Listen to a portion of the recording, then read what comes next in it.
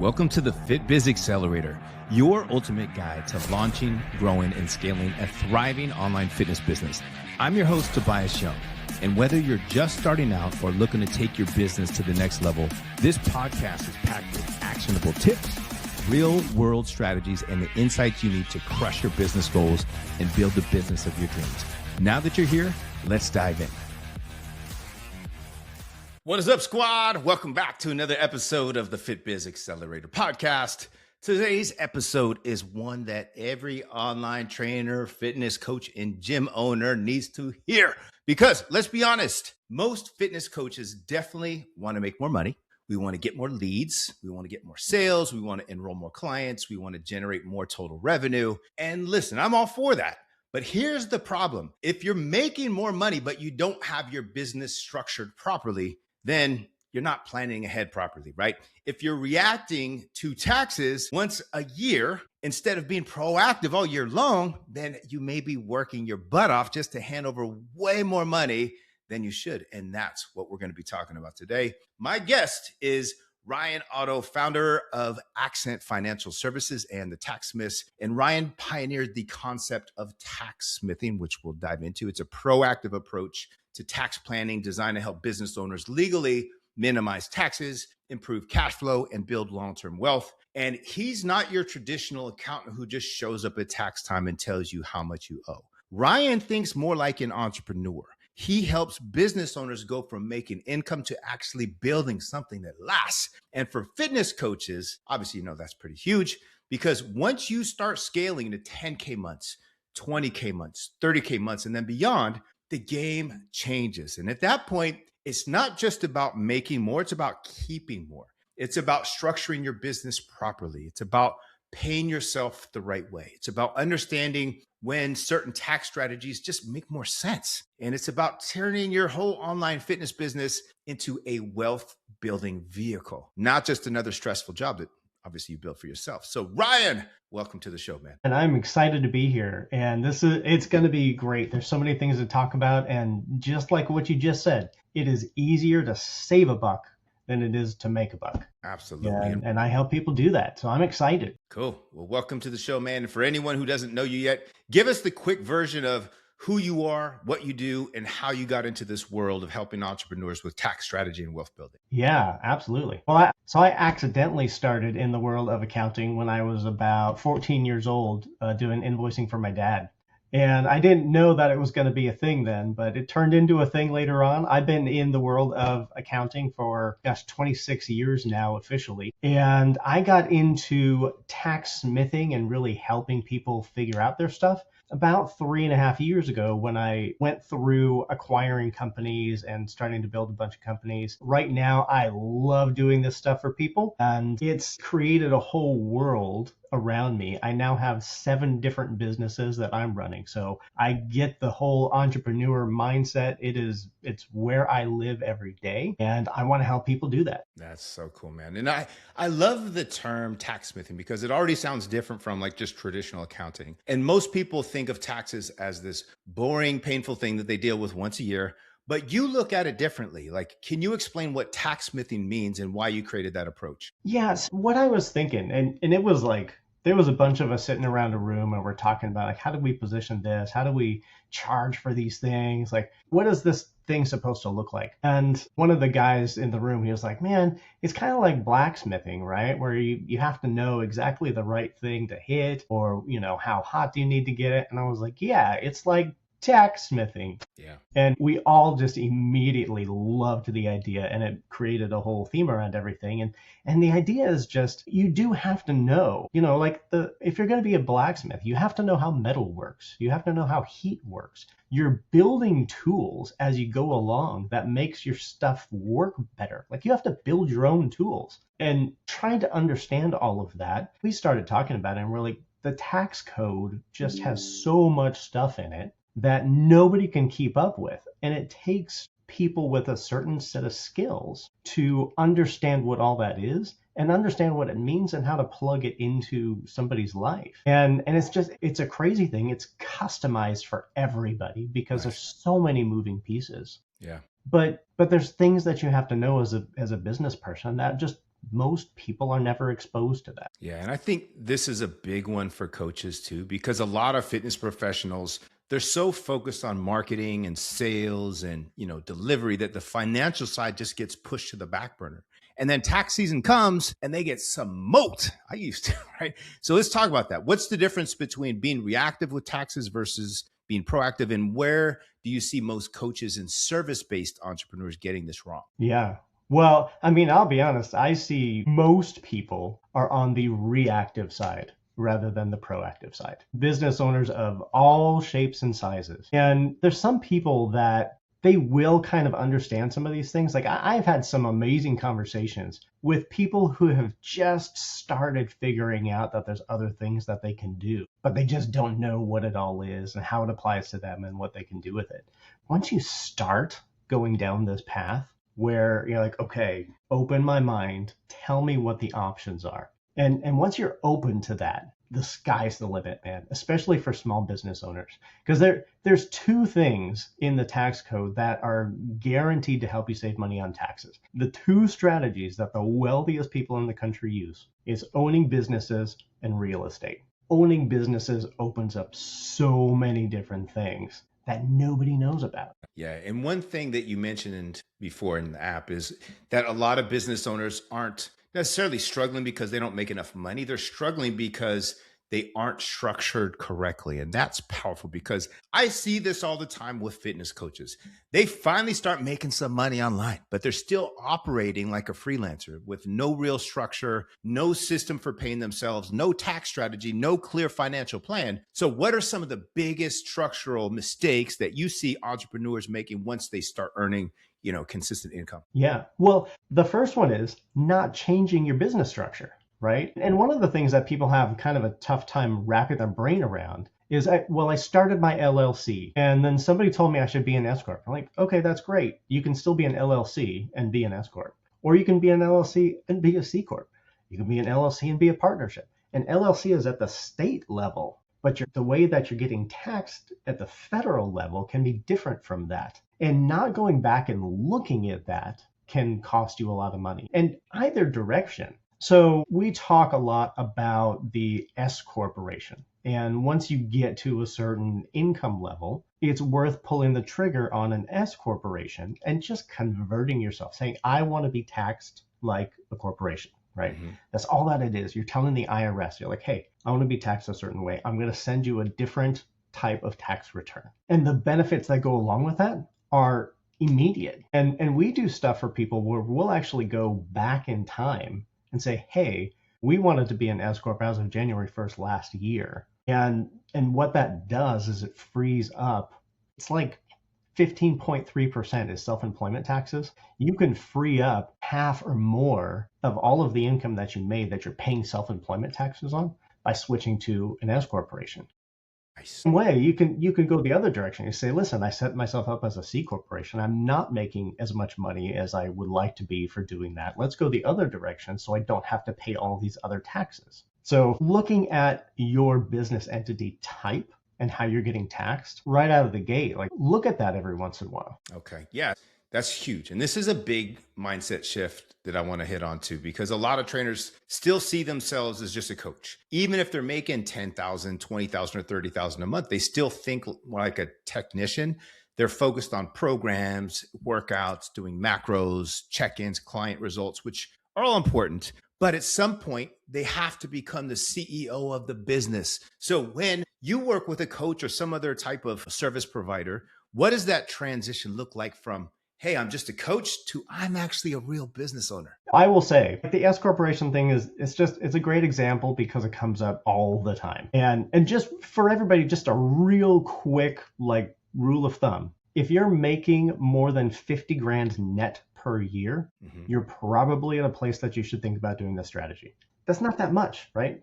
50 grand a year. If you're there, it's worth doing this. But you know what, where a lot of people start to see this is I say, all right, well, listen, we're going to switch you to this. And because you're an S Corp, you're now able to participate in this thing. You're going to run payroll, but it's going to save you a bunch of money because you're going to pay taxes here, but not over there. You're now capable of setting up solo 401k plans and doing benefits and doing all these things for yourself, even if you're the only employee of the company. And sometimes it's better that you're the only employee of the company. But there's all of these things that as soon as you make this transition, you're going to say, great, now I'm going to set this up, even if I don't do it yet. And the minute somebody sets up their own retirement plan within their company, that shifts brains a lot.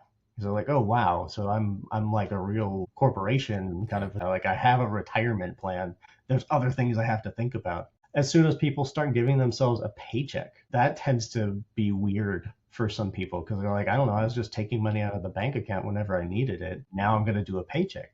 But you step back and you say, like, listen, say you're making 200 grand a year. Okay. You switch to an S corporation, you start taking payroll, you've got $100,000 that you're not paying 15.3% in taxes on. It's $15,000 that you just saved by making this little switch. I mean, it's one piece of paper that you send to the IRS. Yeah. And yeah, so I think I get kind of passionate about this stuff because I find the whole thing fascinating, right? Yeah. But I think once people's eyes start seeing that, hey, there's a world out there amongst the fog that I didn't know about, and I get to go play over there now. Yeah, that's cool. And this is another area where I think coaches also get messy besides just that part right there, because they have money coming in and they have payments going out and they have software subscriptions and contractors and taxes and personal expenses, and everything starts blending together.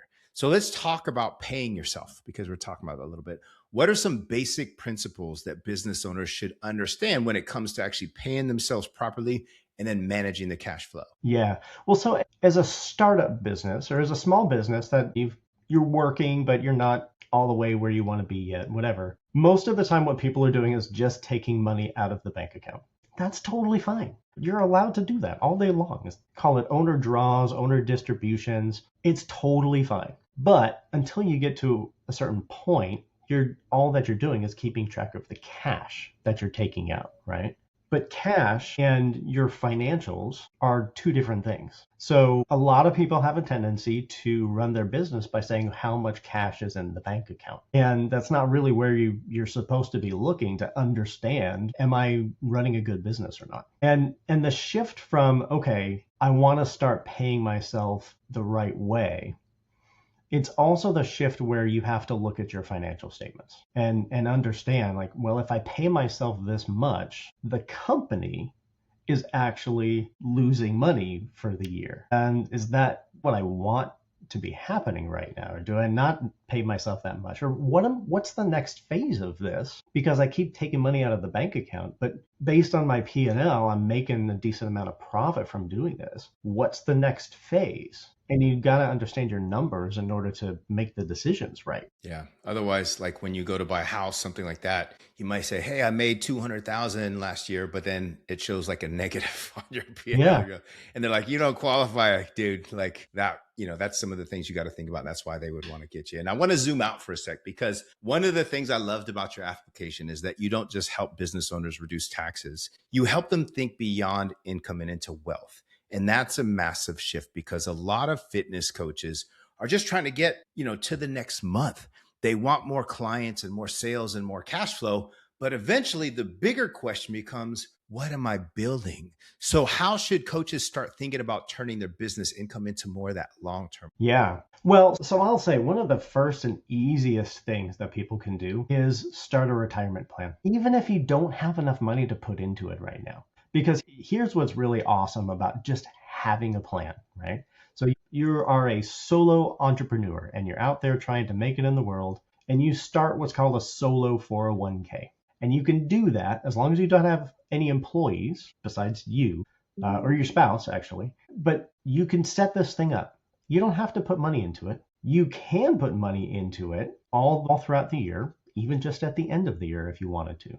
You can put money into it all the way until the next year when you file your tax return. So if you're an S corporation, your first date is March 15th, then you can get an extension. You have until September 15th. You can actually have all the way until the middle of September next year to put money into this K account. Yeah, that's crazy. And so if you're having a year where you're like, okay, this year is going to be kind of off, or this year is going to be kind of high, I need some extra write-offs. Great. You've got an extra 9 months after the year has ended to go put money into that. And what's really, really cool about something like that, for a regular person working at a regular job, you max out your 401k, like your personal contributions max out at like 23 grand, right? If it's you plus your company that's contributing against what you're also putting in, you max out at 70 grand. Nice. So you've got this deduction from the business because it's expenses, right? And then you've got your deductible 401k contributions over here. You've got 70 grand of deductible money. And you can wait until September of the following year to take all that time to put it in, right? So if you've got a year, it gives you flexibility, right? If you've got a year where you made a bunch of money and you need the write-offs, great, dump more into that. If you've got a year where you're good and you're like, listen, I have enough money to pay the taxes, I want to do some other stuff, then you take that same money, you pull it, don't do the 401k to write off that money. Instead, you take that whole thing and you do a backdoor Roth IRA. Now you're talking about real growth strategies, because a Roth IRA, you're going to pay your taxes on it now and then never pay taxes on it again. So you want to talk about ways to build wealth. That's a whole thing. That's money that you invested in whatever you're going to invest it in. And there's a zillion things, but you'll never pay taxes on it again. Yeah, that's nice. So ideas like that are what's really powerful towards growing what you're going to build later on. Yeah, I love that. And let's get practical for a minute too, because coaches always want to know like what stuff they can write off, kind of like how we're just talking about that. So home office, equipment, travel, meals, education, software, events, coaching programs. What are some common deductions or expense categories that fitness business owners should be aware of? And also, what are some of the things that people misunderstand or they abuse when it comes to write-offs? Yeah, definitely. Okay, so here's the rule according to the IRS. It has to be necessary and reasonable in the pursuit of making money. Okay, so what does that mean? Necessary and reasonable. Okay, so there's some things that the IRS has a stance on already. For instance, it's just you and you're like, hey, I'm going to wear a suit every time I go to a business meeting. Okay, but you could wear a suit anywhere. And so that's not a thing that belongs to your business. You could take that suit and go wear it down the street right now. You could wear it to the grocery store. You could wear it to sleep if you want to. Like, it doesn't matter. It's not for the business. It's for you as a human being. Okay. Now, if you get a suit that all over it says FitBiz Accelerator just everywhere, okay, well, that's not a thing that you would wear in normal day-to-day life. So that becomes an expense that could be business related because it's not personal. Yeah, that's nice. So that's one of those things. Travel's another one. And people get mixed up with car stuff, like vehicle deductions just all the time. There's two ways of doing that. You're either going to do actual expenses or you're going to do mileage. And I'll tell you, most of the time, if you're driving a bunch, the mileage is probably the better one. Yeah. Especially if you have a car that doesn't constantly have repair issues and stuff. But you got to keep track of your mileage. Yeah. And you got to know how much is for business and how much is for personal. And great way to keep track of mileage for the year. Every December, go get an oil change. There you go. And then you're going to have to do that. That's a good thought process inside there. And I also want to talk about mindset too, because money is emotional. And a lot of coaches have weird beliefs around money. They feel guilty charging more. They avoid looking at their numbers. They make good money, but they still feel broke, and they invest more emotionally instead of strategically. And they panic when taxes come up. So from your experience, what are some of the money mindset issues that hold entrepreneurs back, especially in the fitness space? Well, the pricing that you were talking about it's such a huge thing. I mean, I struggled with that. There's stuff that we charge people a lot of money for. This is crazy. I don't why is 2 hours of my time worth this? And so I have that thing, but I've taken classes on how to price stuff. Mm-hmm. And what's really weird and counterintuitive for business owners who are like, I'm used to trading my time for money. Okay. And that's the normal mindset that people have. And you have to look at it a different way, because what you're doing is you're trading value.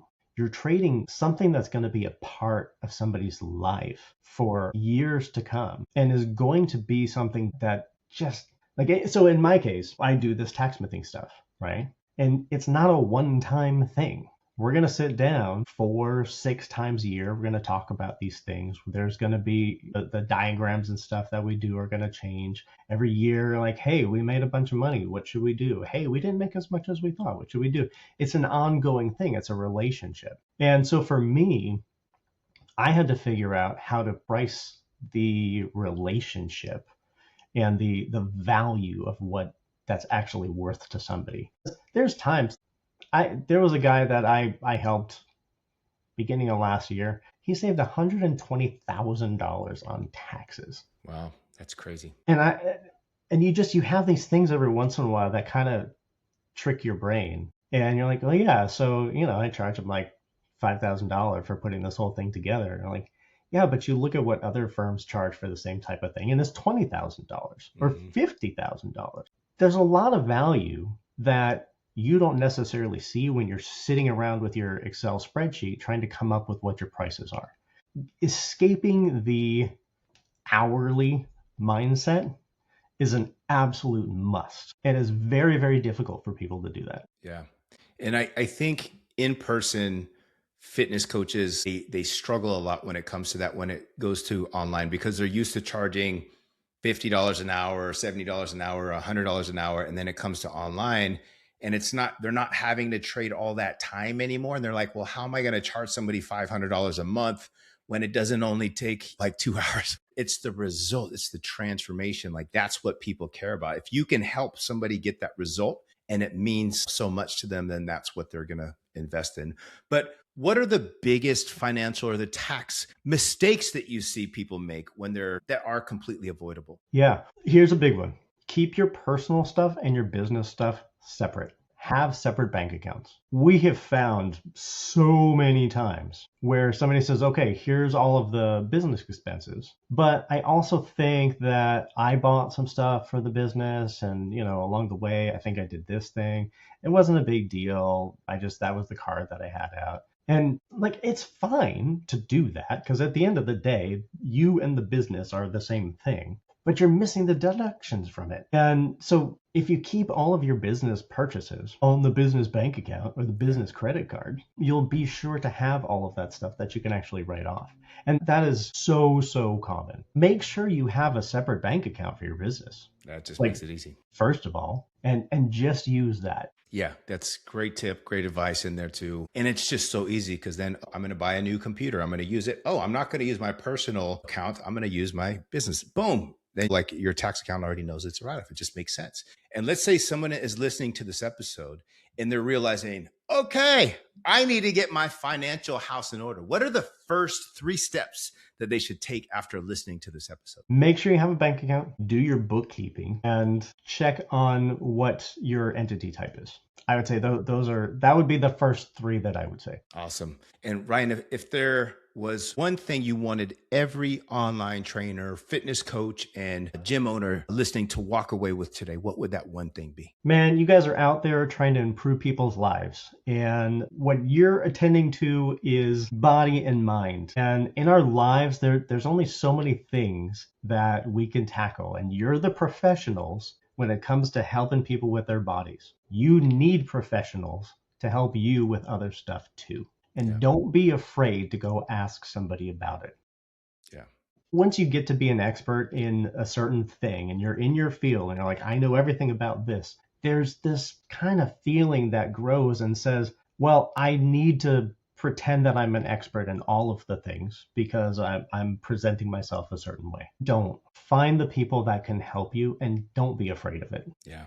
That's great advice, man. Because I remember in the very beginning, I was trying to just in the beginning of my fitness coaching journey, you're trying to save money everywhere that you can. I was like, well, let me try to do it myself. Let me go online and try to do my taxes. Man, once I started owning businesses and multiple businesses, I was like, screw that. I'm going to outsource that. Like I want to give that to the pros and have that piece taken off my plate. Because the last thing I like to do is open up mail, do spreadsheets, calculate all that. Like, nah, give it to the pros. And now, right? But now we're going to jump into what we call rapid fire. And these are just going to be short, simple answers. Just first thing that comes to mind. Are you ready for this, Ryan?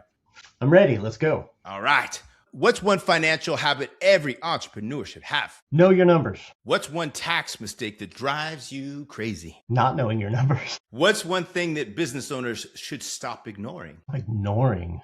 Man, is it bad that I want to say stop ignoring your numbers again? But you don't know your numbers in the first place. So stop ignoring your blind spots. There we go. Get a coach or get a tax account. What's one book or resource that kind of changed how you think about business or money? I'll tell you what, I read Atomic Habits recently, and not only like trying to apply it to myself as a human, but applying it to my business. It was like, it took me down a different brain path. Yeah. And it was really good. Recommend it to everybody. Yeah. Good book. What's one trait you see in entrepreneurs who actually build wealth? Persistence. What's one thing that coaches should do before the end of this month? Buy QuickBooks. What's one piece of advice you'd give to someone that's making good money, but they're still feeling behind? You got to sit down and you got to plot out your life. You got to look at all the pieces. And then last rapid fire question. What does success mean to you, Ryan?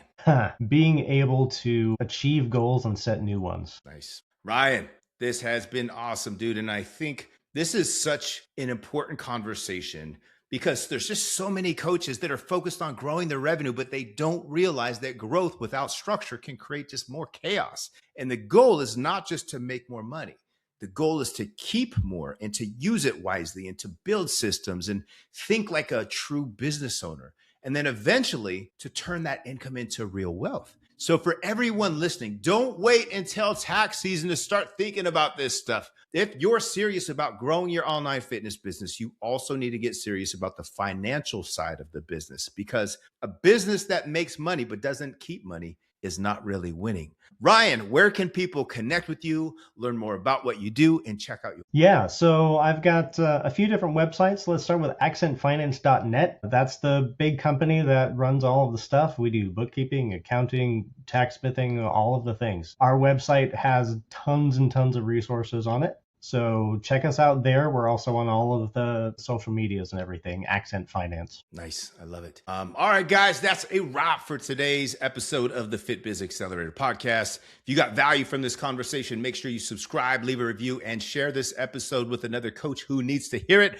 And remember, it's not just about making more. It's about being smarter. It's about keeping more of what you earn. And it's about creating a business that gives you more freedom, not more financial stress. We'll see you on the next episode.